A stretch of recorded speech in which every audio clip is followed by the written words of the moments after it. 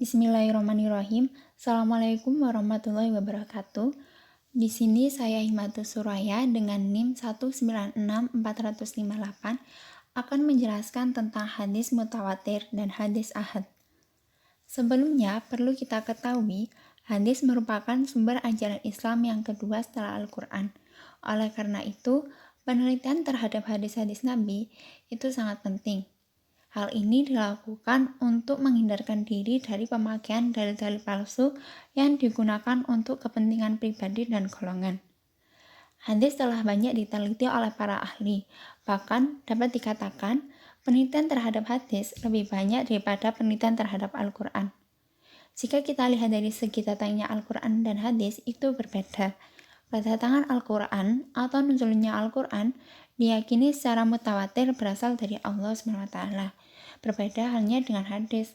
Dari segi datangnya atau wurud, hadis tidak seluruhnya diyakini berasal Nabi, melainkan ada yang berasal dari selain Nabi Muhammad SAW.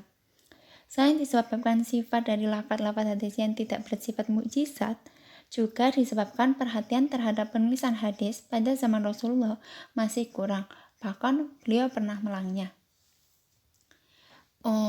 Untuk itu, mari kita belajar hadis mutawatir dan hadis ahad.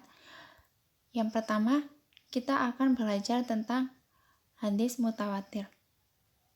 Di hadis mutawatir ini, kita akan belajar tentang pengertian, syarat, macam-macam, dan hukum dari hadis mutawatir.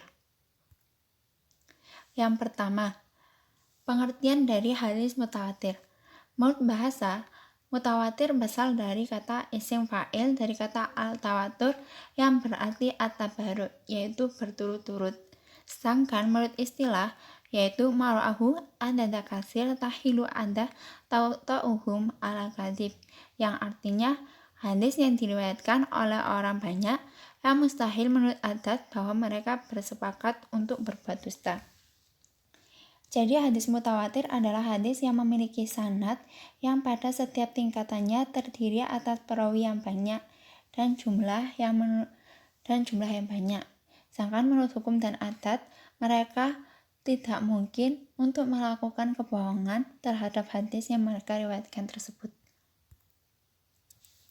Suatu hadis dapat dinyatakan sebagai mutawatir apabila telah memenuhi syarat-syarat tertentu. Yang pertama yaitu jumlah perawinya banyak. Ada pendapat ulama yang mengatakan setiap perawi, setiap tabaqah itu ada 4 perawi, dan ada juga yang mengatakan yaitu 10 perawi. Yang kedua yaitu perawi terpaut dalam semua tabaqat atau generasi sanad. Semisal para sahabat ada 4 perawi yang mendengar hadis dari Nabi. Kemudian di tabaqat tabi'at itu ada 4 perawi, dan di tabaqat tabi'in itu ada 4 perawi juga. Yang ketiga yaitu menurut kebiasaan atau adat para perawi mustahil untuk berdusta. Dan yang terakhir yaitu saling bertanya adalah panca indera.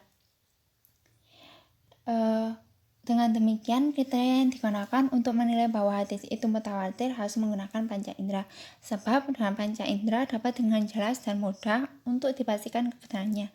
Sebagai contoh, ra'aina, kami melihat, sami'na, kami mendengar.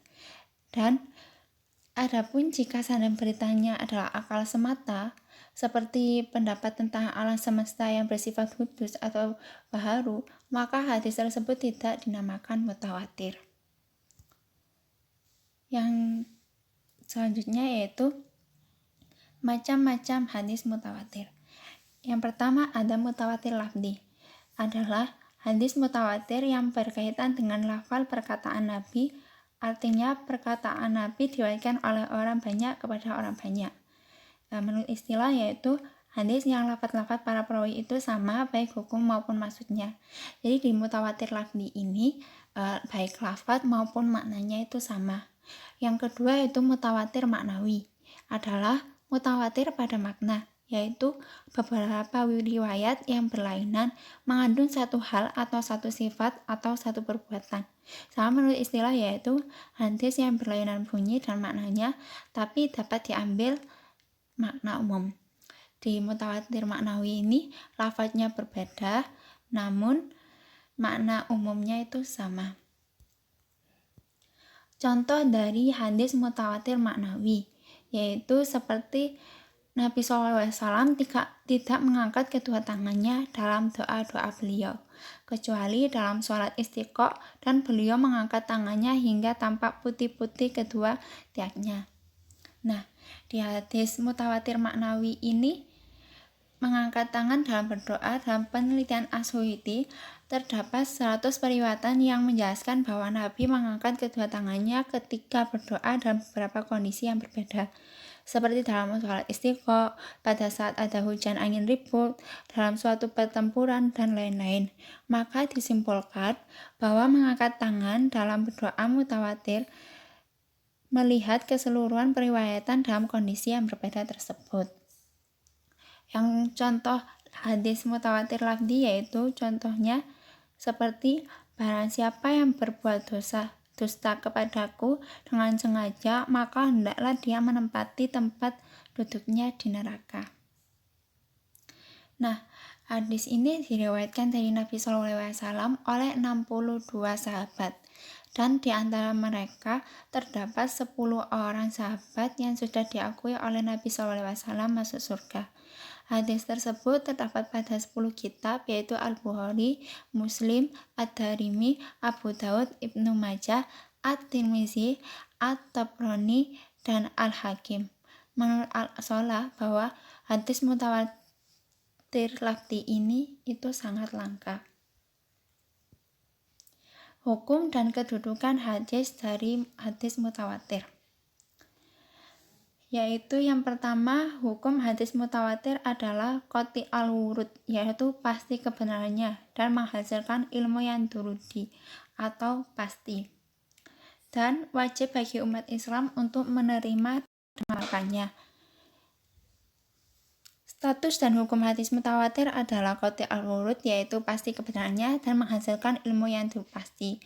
Oleh karenanya wajib bagi umat Islam untuk menerima dan mengamalkannya, dan karenanya pula orang yang menolak hadis mutawatir dihukumkan kafir adalah makfur, dan karena itu pembahasan mengenai keadaan para perawinya tak diragukan lagi.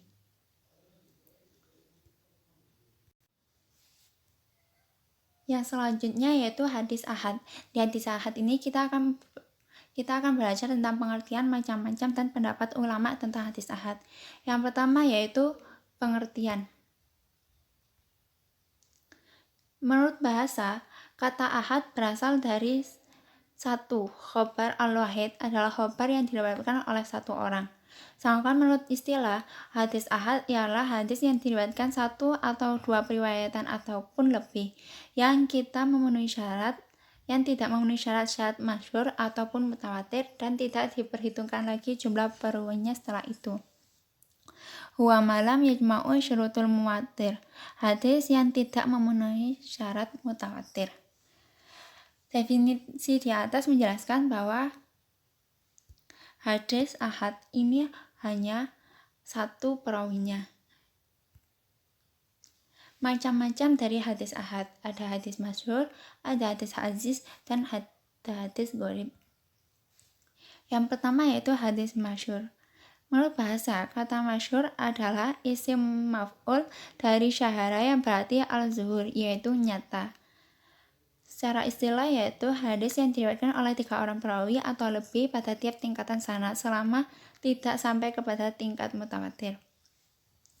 Dari definisi di atas menjelaskan bahwa hadis masyhur adalah hadis yang memiliki perawi sekurang-kurangnya itu 3 orang, dan jumlah tersebut harus terdapat pada setiap tingkatan sanad. Semisal pada tingkatan sahabat 3 perawi, pada tingkatan tabi'in 3 perawi, dan pada tingkatan tabi'in 3 perawi.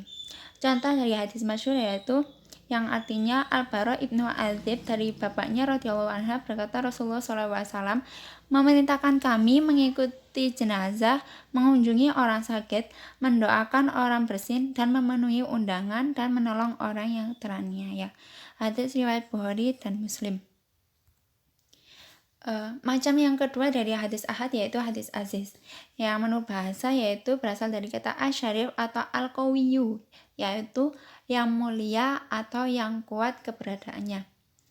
Menurut istilah yaitu tidak kurang perawinya dari 2 orang pada seluruh tingkat sanad.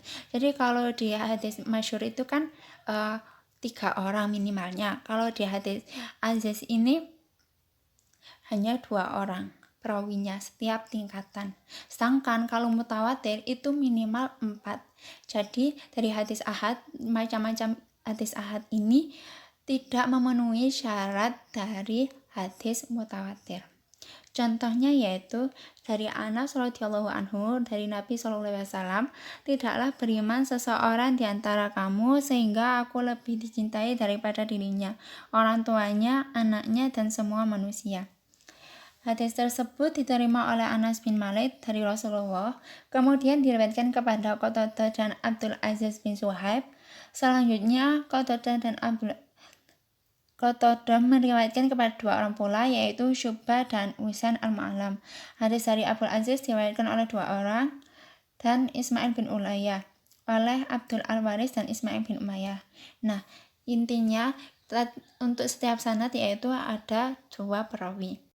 Dari macam-macam hadis ahad yang terakhir yaitu hadis gharib, yang berasal dari kata ba'idun anil watoni, yang artinya yang jauh dari tanah air, dan kalimat yang sukar dipahami. Sedangkan menurut istilah yaitu hadis yang diriwayatkan oleh seorang perawi.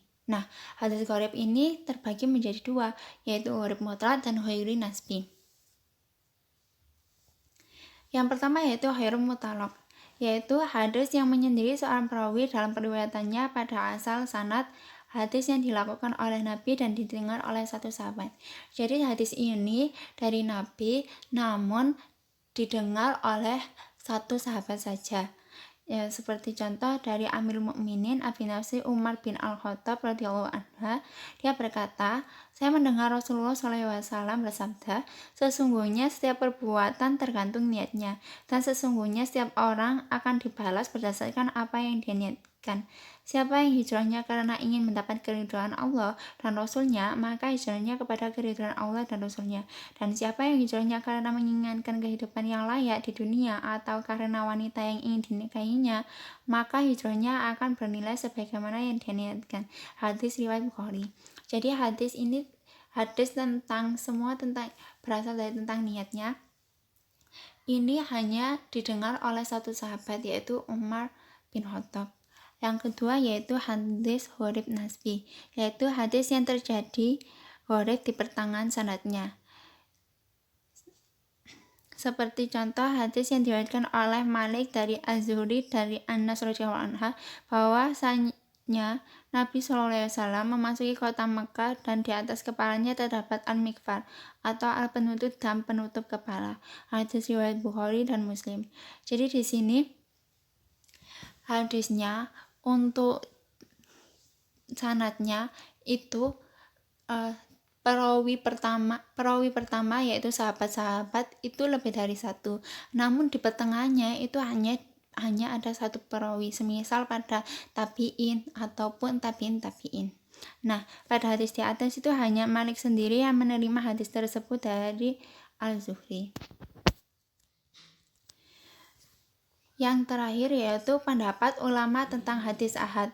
Yang pertama yaitu segolongan ulama seperti Al-Qasayani sebagai ulama Dzahiriyah dan Ibnu Daud mengatakan bahwa kita tidak wajib beramal dengan hadis ahad. Yang kedua, jumhur ulama usul menetapkan bahwa hadis ahad memberikan faedah dan oleh karena itu hadis ahad wajib diamalkan sesudah diakui kesahihannya. Yang ketiga yaitu sebagian ulama menetapkan bahwa hadis ahad diamalkan dalam segala bidang. Yang keempat yaitu Imam Syafi'i berpendapat bahwa hadis ahad tidak menghapuskan suatu hukum dari hukum-hukum Al-Quran. Dan yang terakhir yaitu sebagian muhaqqiqin menetapkan bahwa hadis ahad hanya wajib diamalkan dalam urusan amaliyah atau furu, ibadah, kafarah, dan hudud, namun tidak digunakan dalam urusan akidah. Sekian presentasi dari saya, kurang lebihnya mohon maaf. Wassalamualaikum warahmatullahi wabarakatuh.